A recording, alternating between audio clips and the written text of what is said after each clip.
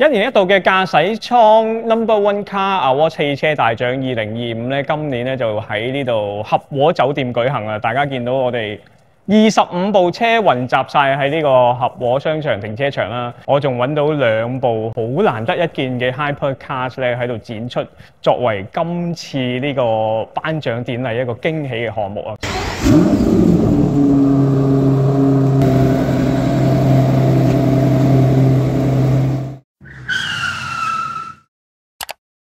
事不宜遲，我今日帶大家睇下2部 Hypercar 先。咁啊，第一部咧，哇，犀利啦 ！Mercedes-Benz AMG One。首先要鳴謝翻呢架車嘅車主啦。呢架車嘅車主咧係一位本地嘅汽車收藏家啦。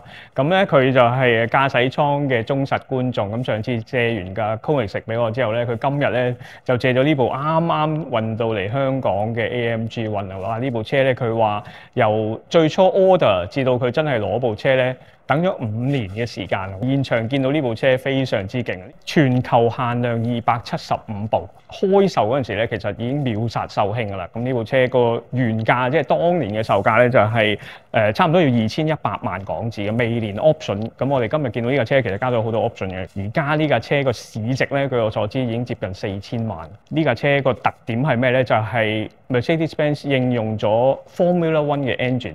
呢個 engine 係源自 Formula One 賽車嘅1.6公升 V6 turbo 引擎，咁加埋4個摩打啦，佢可以輸出1063匹馬力嘅，無論喺 aerodynamic 啊、性能啊，所有嘅表現咧都係有史以來最勁嘅 Mercedes AMG 跑車。今日時間有限咧，我唔能夠咧好詳細同大家講解下呢部 AMG One 啊。不過唔緊要啊，車主咧應承咗我咧就會再借俾我出嚟，再可以詳細咁拍一下。咁啊，大家留意駕駛艙嘅報導啦。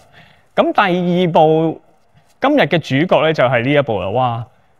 從未見過喺香港，就係 Aston Martin 嘅 Valiant 啊！全世界得38部，咁香港咧據我所知咧係暫時交咗2部車嘅啫。咁呢部車最特別係咩咧？就係由 Aston Martin 嘅旗下嘅 Q by Aston Martin 部門咧係特別炮製嘅。呢部車嘅理念咧其實係源於 Aston Martin F1 Racing Team 嘅車手啊。Fernando Alonso 啊，佢咧就有個 idea 咧，就想要一部 V12引擎，但係手波好特別嘅 hypercar， 同埋有啲 classic 嘅元素。咁啊 ，Aston Martin 咧就按住佢嘅意思去炮製咗呢部車出嚟啊！今日見到呢部車咧，最特別係成個車身顏色圖案啦，同埋有一個 carbon fibre 嘅一個 rim cover 咧，係好特別嘅 graphic。最引人入勝嘅地方就係佢係一部棍波車，哇！棍波嘅 hypercar， 咁呢架車咧，其實成個 body 都係 carbon fibre 做啦，咁全世界限量38部咯，頭先講過啦。基本售價咧係200萬英鎊，咁差唔多2000萬啦，係未計 option 嘅。咁啊，今日呢架車亦都係加咗好多 option 上去。而家咧，據我所知咧，又係升值到好犀利。嚟到呢一邊咧，呢架就係法拉利嘅 Dodici Cilindri， 係用意大利文去發音嘅，意思係12氣缸啦。咁呢部車咧就係被譽為係 modern 嘅 Daytona。好多人都話呢部車可能會係法拉利最後一部採用 NA V12引擎嘅車，但係法拉利冇證實過。隔離呢一部咧就係Bentley 嘅 Continental GT Mulliner。呢部 Mulliner 咧係啱啱嚟到香港啫。我之前同大家試過咧嗰部就係 GT Speed 啦。咁其實 Mulliner 同 Speed 咧都係一個頂級嘅系列。Mulliner 咧個重點就係超豪華，同埋佢有好多 bespoke 嘅一啲 detail， 例如呢個 floating 嘅 diamond grille 咧，亦都係佢呢架車獨有啦。今次呢架車係配咗4公升 V8 Twin Turbo Hybrid 嘅引擎，馬力超過700匹，係一架非常之強勁而又非常之舒適嘅豪華 GT 大跑車。再嚟到呢邊咧，呢架亦都係一架旗艦級嘅 GT 跑車 Aston Martin Vanquish。咁呢架車咧就配咗 V12嘅 Twin Turbo 引擎，馬力835匹，係同級最強嘅。佢有一個 bespoke 嘅 interior 啦，所有做工用料都係最頂級嘅。咁啊 ，Aston Martin 話呢部車嘅產量咧，每年唔會多過1000台啊。跟住呢一部咧就係保時捷嘅 Macan EV Turbo。好多人話電動嘅保時捷係咪失去咗保時捷嘅風味？但係你真係要試過呢部 Turbo， 加速力同埋操控性能咧係勁過之前嗰啲汽油版好多好多啦。其實今年 Lamborghini 嘅得獎車咧係 Temerario， 不過咧嗰部車因為仲未嚟到香港，咁所以咧代理就借咗呢一部 Urus SE 俾我哋展出啦。咁其實呢部車我哋之前喺意大利試過啦，佢配咗4公升 V8 Twin Turbo 引擎，再加埋嗰個PHEV 嘅 Plug-in Hybrid 系統啦。輸出800匹馬力啊！呢架車即係無論係攀山涉水咧，或者係玩 drifting 都得啊！大家可以睇翻我上次嗰條片啦。哇！之後呢部咧唔使點介紹啦，大家咧我估喺香港街頭咧都見到好多老闆揸住呢部車 Zeekr 009，一部純電動嘅超豪華 MPV。據代理所講咧，今年1至10月呢架車咧個銷量超過800台啊，係同級最暢銷嘅豪華 MPV。跟住嚟到呢一部咧就係 BMW 嘅新一代 X3 M50 高性能型號汽油車，有翻晒寶馬嘅高操控特性同埋4驅。跟住呢一部咧 Mini 嘅 Electric Countryman 亦都係 Mini 呢2年最受歡迎、最暢銷嘅車型啦。而家代理推出咗一個好相宜嘅入門版，1換1 31萬幾啫。非常之吸引，車廂空間非常之大。嚟到呢一部咧 Honda 嘅 Fit EHEV， 雖然而家好多人都話買電動車，但係原來呢部新一代嘅 Fit 咧都好受香港嘅家庭歡迎嘅，因為佢係超級慳油，1公升可以行26.5 km 個路程。另外就係佢個7座位啦，同埋個體積相對細小。再隔離呢部咧就係新一代嘅 Forester E-Boxer Hybrid 啊！呢部車咧最特別之處咧就係佢配咗新一代嘅混能系統啦，配合翻佢嘅水平4氣缸嘅引擎啦，4驅啦，入1缸油可以行1000公里嘅，真正嘅千里馬。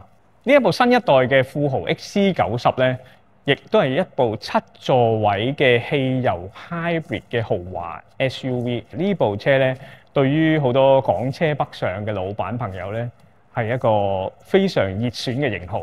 嚟到呢一邊咧，其實係一系列嘅電動車。第一部咧就係 Mercedes-Benz 嘅 CLA。呢部新一代嘅 CLA 最特別咧就係用咗全新研發嘅800W 平台啦，同埋佢 WLTP 嘅續航力咧可以超過700公里嘅。成個系列之中咧就係 CLA 250 Plus 嘅 AMG Line 最抵買，49萬9。第二部就係 Zeekr 7X， 呢一部係一部純電動嘅中型 SUV 啦，最多人買咧就係頂級嘅型號，雙摩打4驅版，佢有 Supercars 嘅 performance， 亦都係有中型 SUV 嘅一個實用性啦。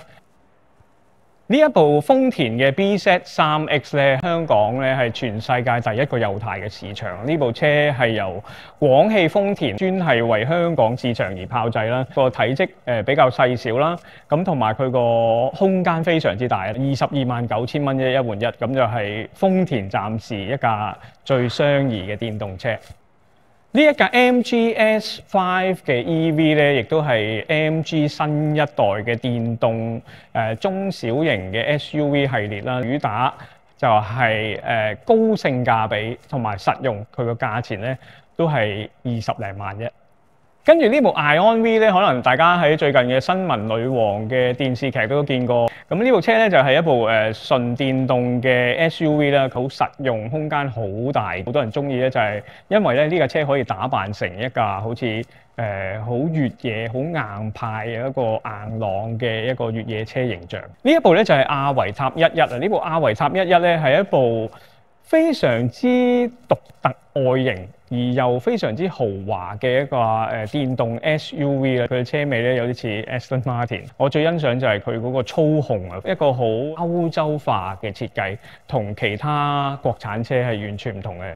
隔離呢部深藍即係 Deepo 嘅 S07咧，香港有2個版本選擇嘅，大電同細電版啦，入門價22萬幾啫。咁啊，佢個續航力咧可以去到560個 km。下一部就係廣汽 GAC 嘅 Hypertech HT 啊！呢一部車咧其實係對標 Tesla 嘅 Model Y， 但係佢嘅性價比啊、性能啊、空間嘅設備咧，全部都完勝呢個 Model Y。再隔離呢部咧，東風 Lamy 嘅 Vigo 咧就係啱啱喺香港推出嘅一部入門級嘅電動 SUV 啦。非常之靚仔嘅，價錢148000蚊啫。咁佢最特別咧就係個車尾有一個天地門嘅設計。好，嚟到後邊呢一部咧就係小鵬嘅 X9啊，呢一部咧就係一部豪華型嘅7座位純電動 MPV 咧，特別之處咧就係佢同級唯一咧配備咗呢個 4-wheel steering。呢部車咧可以喺好狹窄嘅停車場裏邊咧，好靈活咁樣泊位啦，好靈活咁樣轉彎啦。最後呢一部咧就係Maxus 嘅 eDelivery 5。呢部車咧係一部純電動嘅商用客貨車啦。成個軸距咧好長嘅，爭取到最大載貨空間，承載重量咧可以去到1.2噸，續航力有339個 km， 免稅嘅車價咧就係298000蚊起啫。25部車就介紹完畢啦。咁有關我哋頒獎禮嘅現場實況咧，大家可以留意翻我哋駕駛艙啦、Carspire 啦，同埋星島頭條嘅社交網站啊、網頁平台咧，可以睇得到噶啦。